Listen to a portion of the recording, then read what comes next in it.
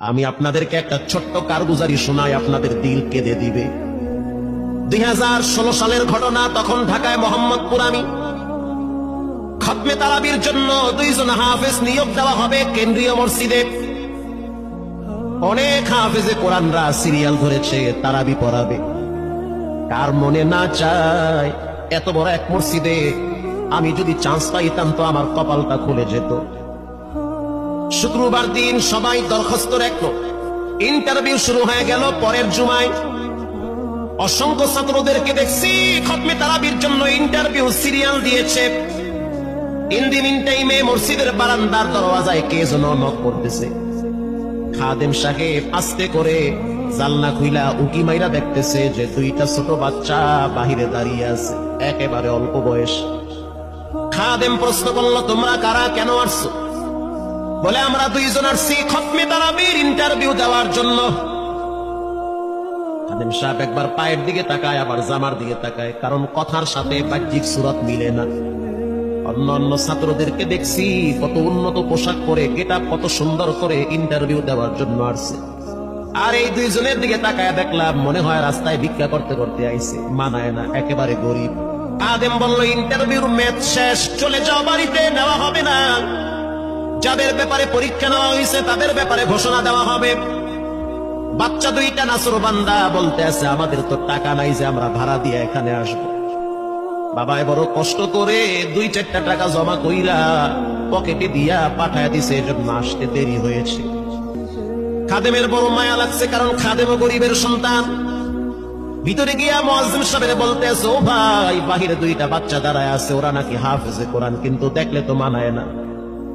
মুয়াজ্জিন সাহেব ধমক দিয়া বলতে আছে, কোনো সুযোগ নাই, তাড়ায় দাও। খাদেম গিয়া ইমামের কানে কানে বলতে আছে, হুজুর, বাহিরে 2টা বাচ্চা দাঁড়িয়ে আছে, চেহারার ভিতরে এত মায়া, কিন্তু বাহ্যিক সুরত মিলে না, ওরা নাকি কোরআনের হাফেজ। পাশেই তো রহমানিয়ার মুহাদ্দিস সাহেব বসা আছে, তিনি বলতে আছে, কি ব্যাপার, ফিস ফিস করে আপনি কি বলতেছেন? বলে, হুজুর, বাহিরে 2টা বাচ্চা দাঁড়িয়ে আছে, তারা খতমে তারাবির ইন্টারভিউ দিতে চায়। মুহাদ্দিস সাহেব বলল, কোনো কথা নাই, আল্লাহর ঘরে দরওয়াজা খুলে দাও, এখানে কোনো পার্সিয়ালিটি চলবে না। আল্লাহর ঘরের দরওয়াজা সবার জন্য খুলে দেওয়া হবে, আসতে দাও, ভিতরে বসতে দাও। যদিও ওদেরকে দেখতে মানায় না, বংশগত তেমন মর্যাদা নাই, ভিতরে আল্লাহর কোরআন থাকার কারণে আমাদের উপরে ওয়াজিব হয়ে গেছে তাদেরকে সম্মান করা। এবার বাচ্চা 2টা বাহিরে উজুখানায় গিয়া সুন্দর করে উজু বানাইল।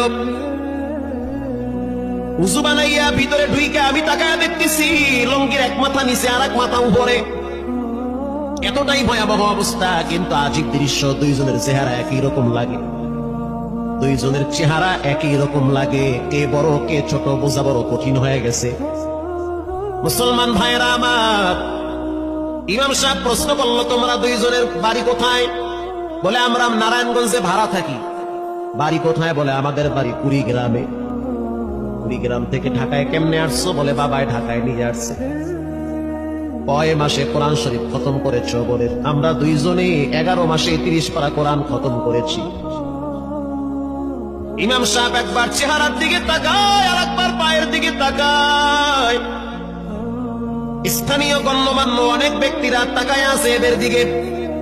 ইমাম সাহেব বলতে আছে, বাবা, তারাবির ইন্টারভিউ শেষ হয়ে গেছে, বাড়ি চলে যাও। যেটা একটু দেখতে ছোট, ও চোখের পানি দেখলাম টিস্যু দিয়া মুছতেছে।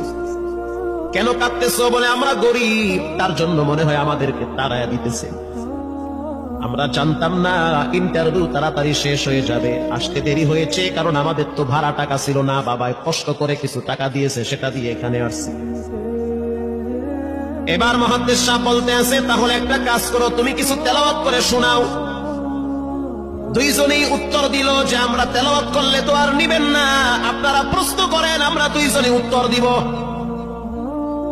আমি তো আশ্চর্য হয়ে গেলাম, জীবনে কত হাফেজ দেখছি, এরকম হাফেজ দেখি নাই।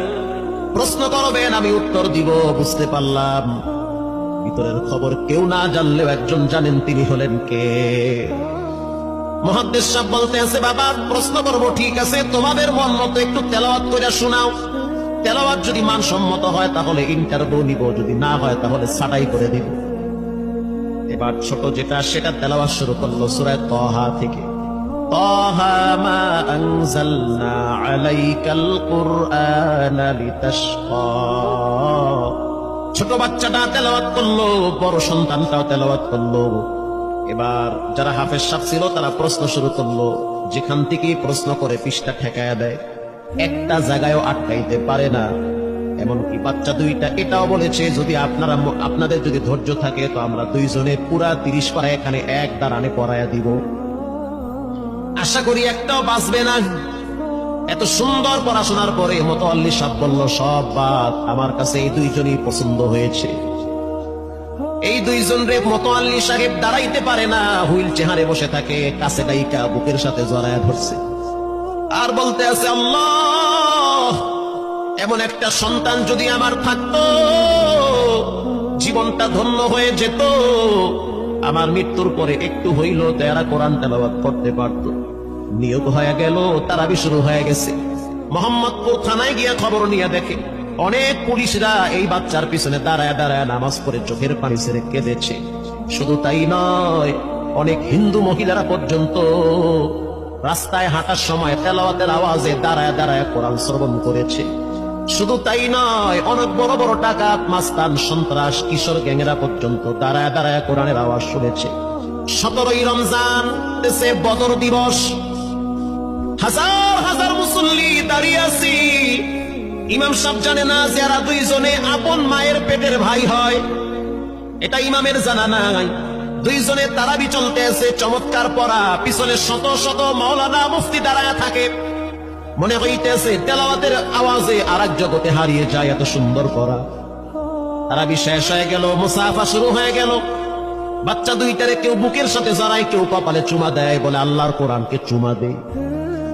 হাজার হাজার মানুষ যখন আস্তে আস্তে নামাজ শেষ করে চলে গেল, একেবারে মসজিদের পিছনে বারান্দার পরে আরো একটা বারান্দা থাকে, ওই বারান্দায় এক লোক বসে বসে গামছা দিয়া চোখের পানি মুছতেছে। কিছুক্ষণ পরে লোকটা দেওয়ালের সাথে কপালটা ঠেকায় দিয়া একেবারে অস্থির হয়ে গেল। মনে হচ্ছে তার ভিতরে কাঁপুনি শুরু হয়ে গেছে। কিছু মুসল্লি গিয়ে প্রশ্ন করলো, কি হয়েছে আপনার? বলে আমার কিছুই হয় নাই। টাকা লাগবে? বলে না, টাকা লাগবে না। তাহলে আপনি কেন এখানে কাঁদতেছেন? বলে আমি এমনি কাঁদতেছি, এটা কষ্টের কান্না না, এটা খুশির কান্না। এটা কষ্টের কান্না না, এটা খুশির কান্না, আনন্দর কান্না। আল বুকাউ মিনাল ফারাহ। অতি সুখে মানুষ কখনো কখনো কেঁদে দেয়, চোখের পানি ছেড়ে দেয়। ইমাম সাহেব বলল, পিছনে কে? লোকটা তাকে সামনে নিয়ে আসে। এবার লোকটাকে যখন কিছু দূর সামনে আনা হইল, ওই বাচ্চা দুইটা মসজিদের ভিতর থেকে দৌড় মাইরা গিয়া বলতে আছে, এই লোকটা আমার আব্বা, ইনি আমার আব্বা হয়। ধমক দিবেন না, রাগ করবেন না, আমার আব্বা ঢাকা শহরে রিক্সা চালায়। রিক্সা চালায় চালায় আমাদের দুইটা ভাইরে কোরআনের হাফেজ বানাইছে। ইমাম সাহেব ধমক দিয়া বলতে আছে, আপনি কেন দেরি করলেন? আগে কেন আসলেন না? রিক্সাওয়ালা বলতে আছে, আমি যদি আগে আসতাম আর যদি পরিচয় দিতাম আমি রিক্সাওয়ালা, হয়তো আমার বাচ্চা দুইটারে মানুষ খোটা দিবে যে রিক্সাওয়ালার পোলা। এজন্য আমি আসি নাই। দূর থেকে নামাজে কোরআন তেলাওয়াত শুই না, আবার আস্তে করে দূরে চলে যাই। মাঝে মাঝে বাচ্চা দুইটার সাথে দূর থেকে আইসা দেখা করি।